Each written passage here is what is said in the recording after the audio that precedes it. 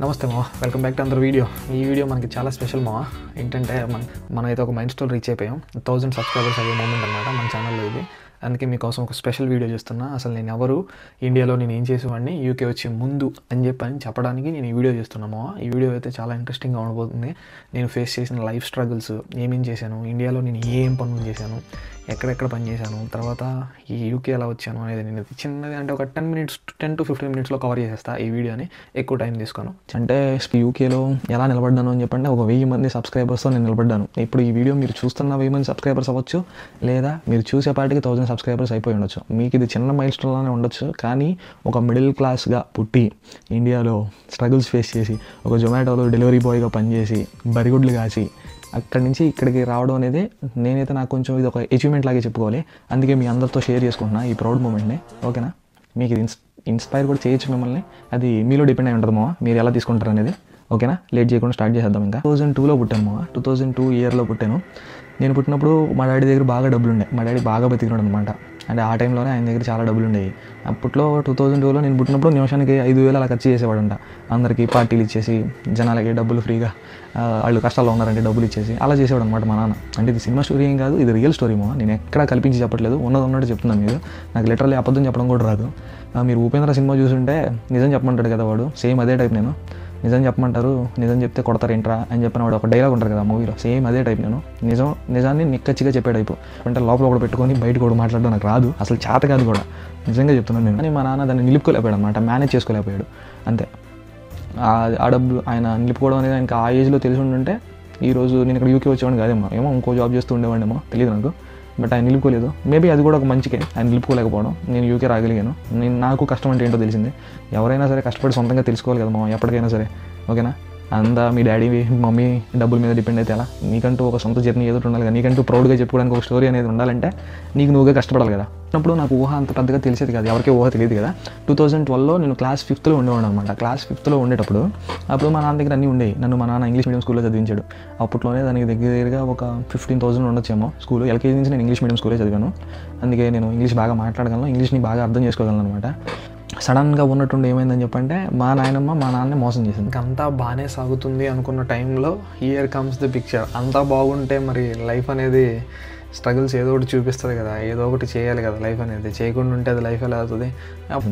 ఎందుకు అని చెప్పంటే మా నాన్న ఇలా చెప్పుడు మాటలు వింటున్నాడు అని చెప్పని, అలా చేస్తున్నాడు ఇలా చేస్తున్నాడు అని చెప్పని మా నాన్నకి రాయాల్సిన ఆస్తిని, నేను మీకు ఇక్కడ మా ఆస్తి కూడా ఒక ఫోటో ఉంది నా దగ్గర, ఆ ఫోటో పెడతాను. మా నాన్నకి రావాల్సిన ఆస్తిని మా అత్త వాళ్ళకి రాసింది. అంటే మా నాన్న వాళ్ళ అక్క వాళ్ళు. ఇంకా అప్పటి నుంచి మా నాన్న ఏం చేశాడంటే తాగుడికి బానిస అయిపోయాడు. నేను కష్టపడి సంపాదించిన ఆస్తి, నా నిర్మించుకున్న సామ్రాజ్యం వేరే వాళ్ళకి వెళ్ళిపోయింది అని చెప్పి ఆయన బాగా బాధలోకి వెళ్ళిపోయాడు. అంటే తాగేవాడు. నాకు తెలిసేది కాదు చిన్నప్పుడు మా నాన్న ఎందుకు ఇలా తాగుతున్నాడు ఇలా చేస్తున్నాడు అని చెప్పి నాకు అర్థమయ్యేది కాదు. నాకు ఈ మధ్యన ఇక్కడికి వచ్చిన తర్వాత మా నాన్న ఎందుకు ఇంకా ఎలా తాగుతున్నాడు అని చెప్పని అడిగితే పాపం ఆయన బాధగా డైరీలో రాసుకుంటాడు అనమాట. నాతో ఏమైనా మాట్లాడాలంటే ఆయన డైరెక్ట్గా మాట్లాడు, డైరీలో రాసుకుంటాడు. ఆ డైరీలో రాసుకొని నాకు చెప్పాడు, నేను కష్టపడ్డాను రా నీలాగే. నేను సిలిండర్లు సైకిల్ మీద వేసుకొని 10 కిలోమీటర్లు 15 కిలోమీటర్లు తొక్కేవాడిని.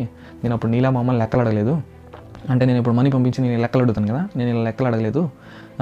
నేను సంపాదించిన ఆస్తి, నేను కష్టపడిన ఆస్తి మా అక్క వాళ్ళకి రాస్తారని చెప్పని బాధతో తాగుతాను అని చెప్పని అన్నాడు. నాకు అప్పుడు అర్థమైపోయింది ఎందుకు మా నాన్న తాగేదని. నాకు తర్వాత రియలైజ్ అయ్యాను అనమాట. మేము ఇక్కడ ఉండకూడదు అని చెప్పని మేము వేరే ఊరు వచ్చేసాం. ఆ ఊరి పేరు చెరుకూరు అని చెప్పని, అది బాపట్ల దగ్గరలో ఉంటుంది అనమాట. బాపట్ల సూర్యలంక బీచ్ అంటారులే, దానికి దగ్గరలో ఉంటుంది. ఆ ఊరు వచ్చాం. ఆ ఊరు వచ్చిన తర్వాత చదువుకోవడానికి, అంటే అప్పట్లాగా ఇంగ్లీష్ మీడియంలో చదువుకోవడానికి మా దగ్గర డబ్బులు ఏమీ లేకుండా వచ్చాము. కట్టుబట్టలతో మేము మాకున్న బర్రెని గేదె గొడ్డుని తీసుకొని మా అమ్మ వాళ్ళ ఊరు వచ్చేసాం. అంటే మా అమ్మ వాళ్ళ ఊరు అనమాట ఇది. ఇక్కడికి వచ్చేసాం. ఇక్కడికి వచ్చిన తర్వాత చదువుకోవడానికి డబ్బులు, మంచి ఇంగ్లీష్ మీడియం స్కూల్లో చదువుకోవడానికి డబ్బులు. అందుకని చెప్పి మా నాన్న తీసుకెళ్ళి గవర్నమెంట్ స్కూల్లో వేసాడు. ఇప్పుడు 2012లోనే గవర్నమెంట్ స్కూల్లో వేసాడు నన్ను. ఆ గవర్నమెంట్ స్కూల్లో వేసిన తర్వాత అక్కడ లక్కీలు ఏంటంటే ఇంగ్లీష్ మీడియం స్టార్ట్ చేశారు అప్పుడే. ఆ సీజనే 2012లోనే ఆ జెడ్పీహెచ్ఎస్ హై స్కూల్లో ఇంగ్లీష్ మీడియం స్టార్ట్ చేశారు.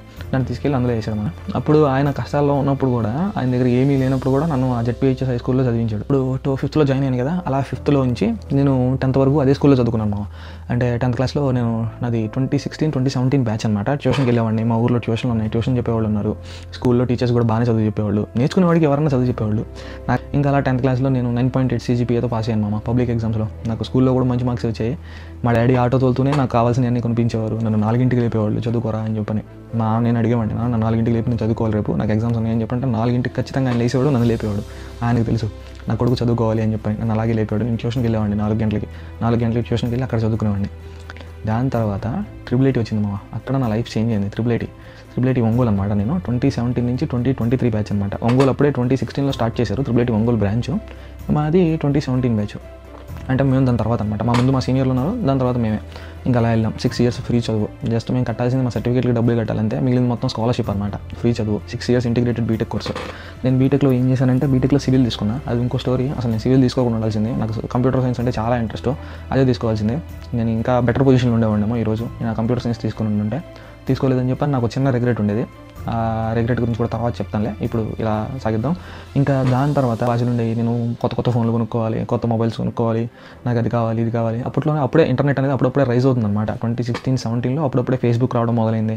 ఫేస్బుక్ అంటే ఏంటి అని అందరికీ తెలియడం మొదలైంది. తర్వాత అందరి పిల్లలకి ఫోన్స్ ఉంటే నేను కూడా ఏం చేశాను, నాకు కూడా ఫోన్ కావాలి అని చెప్పి నేను మా ఇంట్లో కాల్ చేశాను.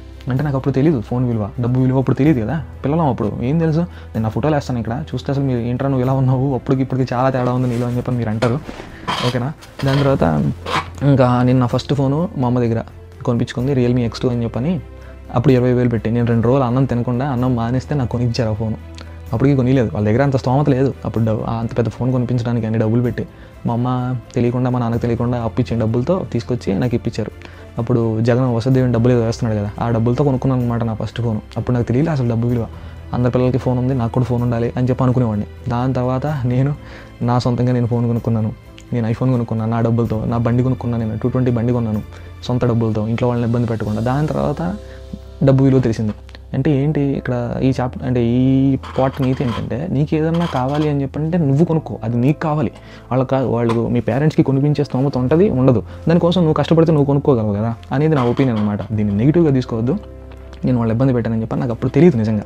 నేను తెలుసుకున్నాను, దాని తర్వాత తెలుసుకున్నాను నేను. ఓకే, ఇప్పుడు నేను కష్టపడితే ఇలా ఉంటుందా, దాని వాల్యూ ఇలా ఉంటుందా అని చెప్పి. కష్టపడిన దాంతో కొనుక్కుంటే ఆ కిక్ నిజంగా వేరుంటుంది మా, నీ డబ్బులతో కొనుక్కుంటే నువ్వు. అప్పుడు నేను నిరూపించుకున్నాను నేను చేయగలను అని చెప్పని. 2023లో కొన్నాను నేను అది, అక్టోబర్లో 2023. ఇప్పుడు 2 years అయిపోయింది, ఇంకా స్టిల్ నా దగ్గర ఫోన్ ఉంది. ఇప్పుడు కూడా నేను అదే వాడుతున్నాను.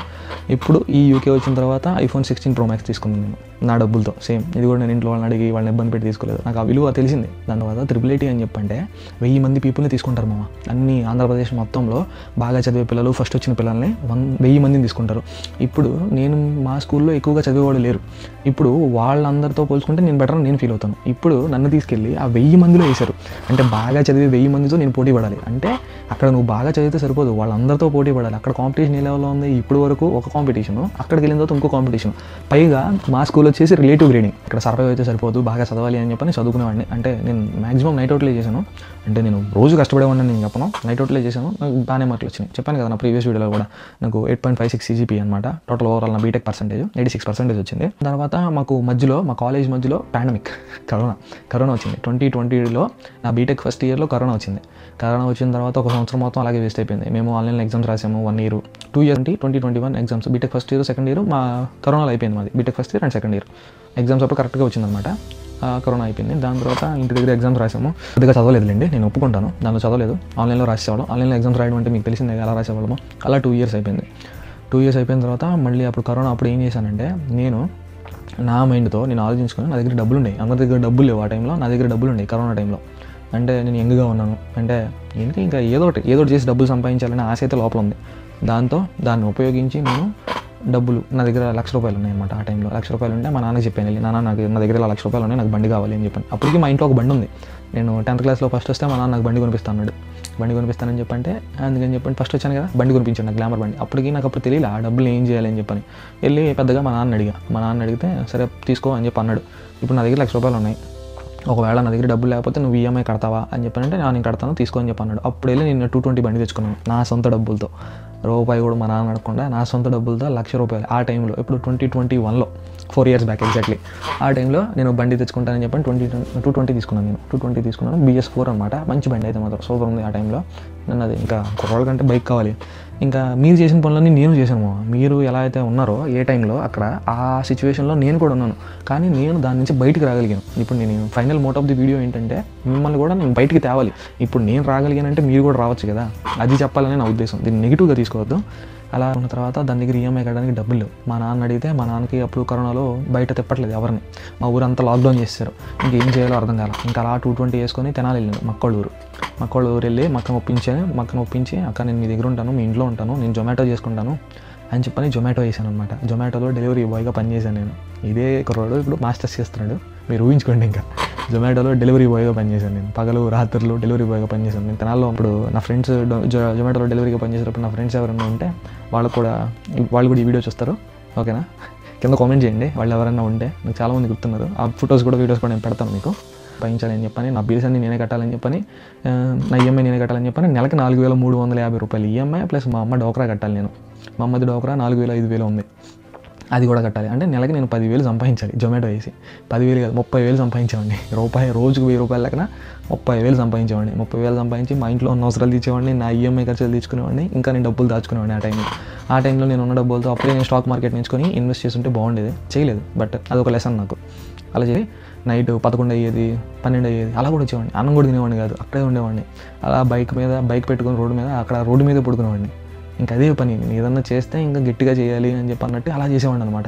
ఆ టైంలో 2021 నుంచి 2020 ఒక 6 months అలా చేశాను నేను. 6 months అలా చేసి డబ్బులు సంపాదించుకొని నా బైక్ ఈఎంఐ 18 months పెట్టుకున్నా. 18 months పెట్టుకుంటే దాన్ని సింగిల్ అటెంప్ట్లో క్లియర్ చేశాను.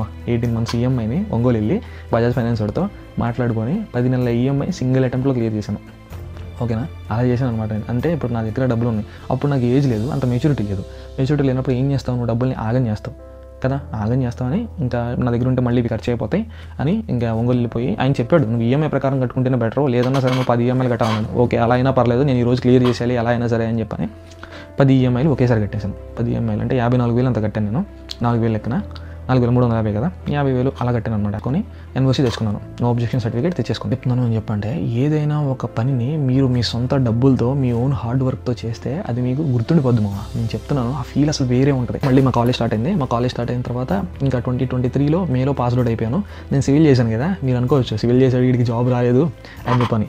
మా కాలేజీలో సిఎస్సి వాళ్ళకి, ఈసీ వాళ్ళకి జాబులు రాలేదు. మా బ్యాచ్లోనే కొంచెం జాబులు తక్కువ వచ్చినాయి అనమాట, మా 2023 బ్యాచ్లో. అలాంటిది నేను జాబ్తో తిరిగాను అనమాట, జాబ్తో వెనక్కి వచ్చాను అనమాట కాలేజ్ నుంచి. వైజాగ్లో నా ఫస్ట్ జాబ్ వచ్చేసి స్టైఫండ్ అంటే ఇంటర్న్షిప్ అనమాట. అది ఇంటర్న్షిప్లో నేను ఇంటర్వ్యూలు ఇచ్చి క్రాక్ చేసి చాలా ఇంటర్వ్యూలు ఇచ్చాను నేను అప్పుడు నేర్చుకున్న కోర్సెస్ అన్ని నేర్చుకున్నాను నేను. మా ఫ్రెండ్ అనమాట, మా ఫ్రెండ్ దేవుడు అనే చెప్పాలి, సుమంత్ అని, వాడు 30,000 పెట్టాడు అనమాట ఈ CCBB కోర్స్కి. వాడి దగ్గర నేను తీసుకొని అందులో చదువుకునేవాడిని. నాకు ఇవ్వరా నేను చదువుకుంటానని చెప్పి నా పగలు రాత్రులు కూర్చొని ఫోన్ హాట్స్పాట్ అనమాట. మా కాలేజీలో ఇంటర్నెట్ ఉండేది కాదు, అదేంటంటే లైవ్ ఇంటర్నెట్ ఉండాలి ఆ CCBBకి, అదొక డిసడ్వాంటేజ్. వీడియోస్ డౌన్లోడ్ చేయడానికి ఉండదు కాబట్టి ఇంకా లైవ్ ఇంటర్నెట్ కావాలి దానికి. అందుకని చెప్పని నేను నా బ్యాలెన్స్ చేసుకోవడానికి కూడా మా నాన్న అడిగితే ఎందుకు వాళ్ళని ఏం అడుగుతాం ప్రతిసారి అని చెప్పని, నీకు 18-19 years వచ్చినాయి ఇంకా వాళ్ళని ఏం అడుగుతాం అని చెప్పని దానికి కూడా నేను ప్యాసివ్ ఇన్కమ్ జనరేట్ చేసుకునేవాడిని. ఒక 1 month కూడా చేయలేదు, 10 days or 15 days నేను ఆ ఇంటర్న్షిప్ చేశాను అనమాట. ఆ ఇంటర్న్షిప్ చేస్తూనే జాబ్స్కి అప్లై చేసేవాడిని వైజాగ్లో ఉన్నప్పుడు. నా జాబ్ వచ్చింది ఫస్ట్ వైజాగ్లో. ఇంకా నేను ఏం చేశాను, నా బండి వేసుకొని, నాకు 220 బండి ఉంది కదా, 220 బండి వేసుకొని మా బాపట్ల నుంచి వైజాగ్ కొట్టాను. 10 days జాబ్ చేశాను, అక్కడ ఇంటర్న్షిప్ చేశాను, జాబ్స్కి అప్లై చేశాను. లక్కీగా నేను ఒక ఇంటర్వ్యూకి సెలెక్ట్ అయ్యాను. ఇంటర్వ్యూ కాల్ వచ్చింది, ఇంటర్వ్యూలో నేను బాగా పర్ఫామ్ చేశాను. అప్పుడు నేను ChatGPT వాడేవాడిని. 2023లో ChatGPTని వాడి ఇంటర్వ్యూ క్వశ్చన్స్ ప్రిపేర్ చేసుకునేవాడిని. టెక్నాలజీని బాగా నమ్ముతాను కదా, ChatGPTని అడిగేవాడిని. ఇప్పుడు నేను ఇంటర్వ్యూ ఉంది నాకు, నువ్వు ఒక ఇంటర్వ్యూవర్గా ఒక 30 years ఎక్స్పీరియన్స్ ఉన్న వ్యక్తిగా నిన్ను థింక్ చేసుకొని నాకు క్వశ్చన్స్ ఇవ్వు అని చెప్పంటే ఎగ్జాక్ట్లీ నాకు అది నా టాపిక్ మీద రియాక్ట్ నేటివ్ డెవలపర్గా నా ఫస్ట్ జాబ్ వచ్చింది. Software developer, mobile apps build చేయడం అనమాట. అంటే iOSకి ఆండ్రాయిడ్కి రెండింటికి కలిపి మొబైల్ అప్లికేషన్స్ బిల్డ్ చేయడం. అప్పుడు వెళ్ళి పెద్ద కంపెనీ కాదు, అది జస్ట్ స్టార్ట్అప్ అనమాట. నాకు శాలరీ 4.5 LPA, 37,500 అలా వచ్చాయి. స్టర్ని మా అన్న సజెషన్ తీసుకున్నాను, మా కిరణ్ అని. ఈయన నా లైఫ్ని చేంజ్ చేస్తాడు అసలు. ఆయన కానీ నాకు కరోనాలో పరిచయం కాకుండా ఉంటే నేను ఈరోజు అసలు ఇక్కడ ఉండేవాడినే కాదు. నన్ను అసలు ఇంతలా మార్చింది ఎవరంటే ఆయనే. ఫస్ట్ ఆయన మాటలతో నన్ను మార్చేశాడు మామ, నిజంగా చెప్తున్నాను. ఆయన నాకంటే ముందు కెనడాలో ఉన్నాడు అనమాట. ఆయన అన్నకి కెనడాలో PR ఉంది. ఆయన చెప్పిన మాటలు, ఆయన ఇచ్చిన మోటివేషన్ అదంతా అసలు వేరే లెవెల్ అనుకోండి. ప్రతిదీ చెప్పుకుంటొచ్చాడు, ఇలా ఉండాలి రా వెంకీ, అలా ఉండాలి రా వెంకీ అని. ఈ మనిషే నన్ను ఇలా చేశాడు. అసలు అప్పుడు చిల్లరగా అరకొరగా అదే లైఫ్ అనుకుని బతుకుతుండే నన్ను, లైఫ్ అంటే ఇదిరా, ఇలా ఉండాలి రా వెంకీ అని చెప్పని. నా దగ్గర డబ్బులు కూడా ఉండేవి కాదు మా, ఒకప్పుడు రీఛార్జ్ చేసుకోవడానికి కరోనా టైంలో డబ్బులు లేవని చెప్పని నేను PUBG గేమ్ ఆడలేకపోతే ఆయన డబ్బులతో నాకు బ్యాలెన్స్ చేసి రారా వెంకీ అని చెప్పని నన్ను తీసుకొచ్చేవాడు. అలాంటి వ్యక్తి అన్నమాట ఆయన, ప్యూర్ సోల్ అనుకోండి. ఆయన అలాంటి మంచోళ్ళు మన దేశానికి చాలామంది కావాలి. ఎందుకంటే చాలామంది నెగిటివ్ పీపుల్ ఉన్నారనమాట. ఇక్కడనే కాదు, ఎక్కడైనా సరే నెగిటివ్ పీపుల్ ఉంటారు. ఆ నెగిటివ్ పీపుల్ దగ్గర మీరు ఉంటే మీ థాట్స్ కూడా నెగిటివ్గానే ఉంటాయి. వాళ్ళ మధ్య అసలు మీరు సరౌండ్ అవ్వద్దు, వాళ్ళని మీ దరిదాపుల్లో కూడా రానివ్వద్దు. ఎప్పుడు పాజిటివ్ పీపుల్ మీ చుట్టూతో ఉండేలా చూసుకోండి. మీ కాంటాక్ట్స్లో అయినా ఎవరైనా నెగిటివ్ పీపుల్ ఉంటే వాళ్ళని కట్ చేసేయండి. వాళ్ళ వల్ల మీకు అసలు ఉపయోగం లేదురా. ఎందుకంటే వాళ్ళు మిమ్మల్ని ఎప్పుడైనా సరే కిందకి లాగాలని చూస్తారు, కానీ మిమ్మల్ని పైకి పుష్ చేయాలని చెప్పని ఎవడో చూడడు. ఇక్కడికి వచ్చిన తర్వాత నా లైఫ్ ఎలా ఉంది, నా లైఫ్ అనేది పూర్తిగా ఒక ఇన్స్పిరేషనల్ వీడియో లాగా నేను మీకు నెక్స్ట్ వీడియోలో చెప్తాను, ఓకేనా? మన ఛానల్ సబ్స్క్రైబ్ చేసుకొని పెట్టుకోండి. ఈ వీడియో కానీ మీకు నచ్చితే లైక్ చేసి షేర్ కూడా చేయండి, ఓకేనా? బాయ్.